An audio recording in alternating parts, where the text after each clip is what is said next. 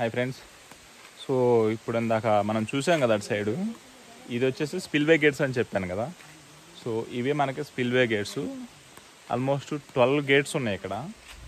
So ఈ bridge సగం నుంచి అటు పక్కమో ఒరిస్సా అంట. సో ఈ బ్రిడ్జి ఇటు పక్క నుంచి మనకు ఆంధ్ర.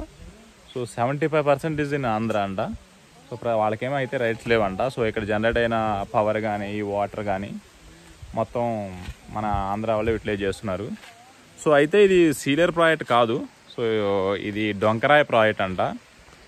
దీనిపైన అబౌవ్ ఉందంట సీలియర్ ప్రాజెక్ట్ యాక్చువల్గా.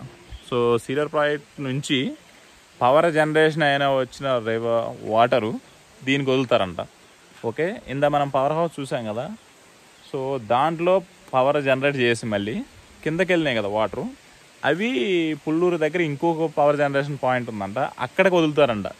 మీరు ఇందా చూసుంటే పుష్ప షూట్ దగ్గర ఒక కాలంలోంచి వాటర్ సెండ్ చేస్తున్నారు కదా, అవి ఎందుకు సెండ్ చేస్తారో నాకు అర్థం కాలేదు. నేను ఇప్పుడు ఇక్కడ అథారిటీ పీపుల్ ఉంటే నేను వాళ్ళతో మాట్లాడాను. సో వాళ్ళు చెప్పింది ఏంటంటే ఈ వాటర్ని రీసైక్లింగ్ చేసి పుల్లూరు దగ్గర ఉన్న పవర్ జనరేషన్ పంపించాలి కాబట్టి వాళ్ళు పెద్ద లోయలో పోకుండా వేస్ట్ అవ్వకుండా వాటరు ఆ టన్నెల్ ద్వారాగా పుల్లూరు దగ్గరికి పంపించి అక్కడ పవర్ జనరేషన్ కోసం యూజ్ చేస్తున్నారు. Just based on the high point లో పాయింట్ వాళ్ళు 3 times పవర్ జనరేట్ చేస్తున్నారంట. సో అది మనకి ఆంధ్రప్రదేశ్లో యూజ్ చేస్తున్నారు ఈ ఏరియాలో. ఎందుకంటే వేరే ప్లేసెస్ నుంచి పవర్ ఇక్కడ కావాలంటే చాలా ఖర్చుతో కూడుకున్న పని కదా. So instead they build 3 types of power generation points.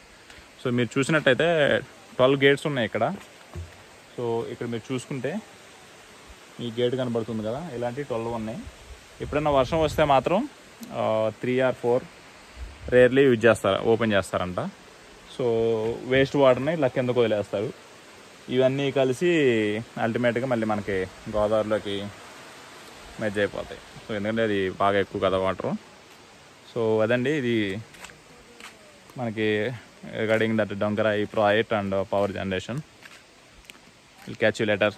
By.